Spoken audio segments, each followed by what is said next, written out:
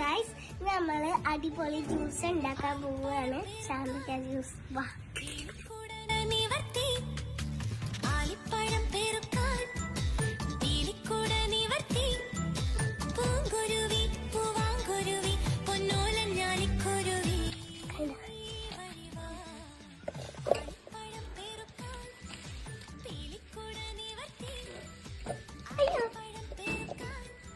കുറച്ച് ചാമ്പക്ക കിട്ടിയിട്ടുണ്ട്. കുറച്ച് അല്ല, കൂടുതലാണ്.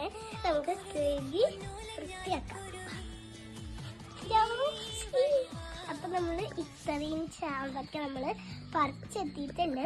അപ്പം ചകന്നിട്ട് ഇതൊക്കെ നമുക്ക് കഴുകി എടുത്തിട്ട് വരാം. നമ്മള് ചാമ്പക്ക കഴുകാനായിട്ട് തുടങ്ങിയിട്ടുണ്ട്. അപ്പൊ നമുക്ക് പൈപ്പിലേക്ക് നന്നായിട്ട് കഴിക്കാം.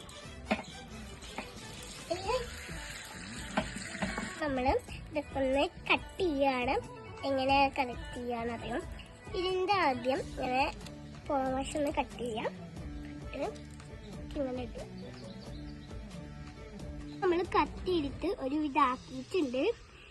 ഇനി നമുക്ക് കഴുകിയിട്ട് നേരെ പോയി നമുക്ക് ജ്യൂസ് വെക്കാം.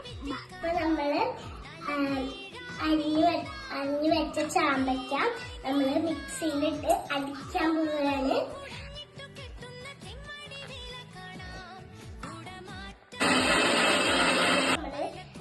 അടിച്ചെടുത്ത ജ്യൂസ് അടിച്ചെടുക്കുകയാണ്.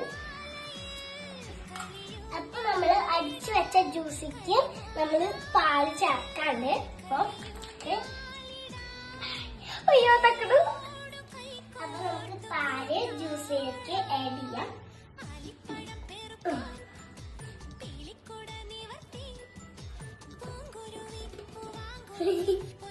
അപ്പൊ നമുക്ക് ചാമ്പക്ക ജ്യൂസിന്റെ ടേസ്റ്റ് കൂട്ടാൻ നമുക്ക് ഇഞ്ചി ചേർക്കാം. ഈ ജ്യൂസിക്ക് ആവശ്യത്തിനായിട്ട് പഞ്ചസാര ഇടാം.